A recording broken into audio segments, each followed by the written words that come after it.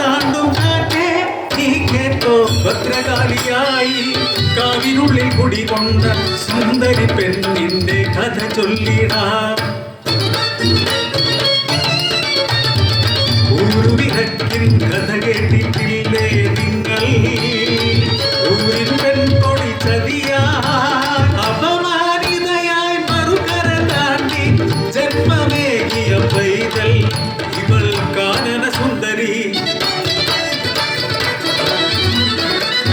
വയനാടൻ തമ്പാന്റെ ചോരയാണെങ്കിലും ആ നാടിൻ ശാപമായി പിറന്നതെന്റെ അച്ഛന്റെ ശാപമായ മതന്തണല വളർന്നൊര യൗവന സുരസുന്ദരി കരിനിടിയാടവനോക സുന്ദരി. വിശപ്പിൻ വേദന അറിഞ്ഞമ്മ വിട പറഞ്ഞ നേരം ഒരു നേരമെങ്കിലും നിറച്ചൊന്നുണ്ണുവാൻ യാചിച്ചവൾ ഈ നാടിൻ ശാപമായി ഇനി എന്തിന് പരിഹസിച്ചവളെ ഇറക്കി വിട്ടു. സുഖം താണ്ടി കാട്ടിൽ അഭയം തേടി ഈ കാട്ടിലെ കാവിൽ ഒളിച്ചിരുന്നു. ഭദ്രകാളി തുണയായി കൂട്ടായി കാട്ടുമൃഗങ്ങൾ തുണയായി തുടരാൻ വിശപ്പടക്കാൻ നടയിലെ കാടിത്തെയും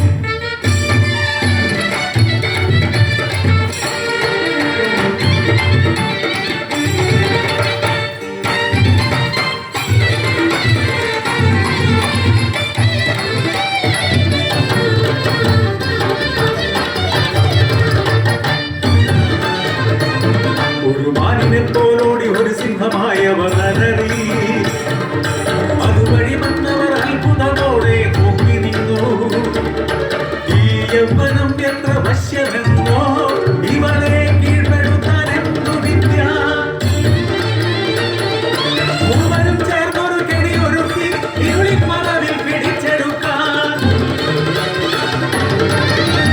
ഒരു ക്രൂരമൃഗമായി പാഞ്ഞെടുത്തു അവൾ. മലരിക്കൊണ്ടവരെ കീഴ്പ്പെടുത്തി ഭദ്രകാളിയായി തലയറുത്തു.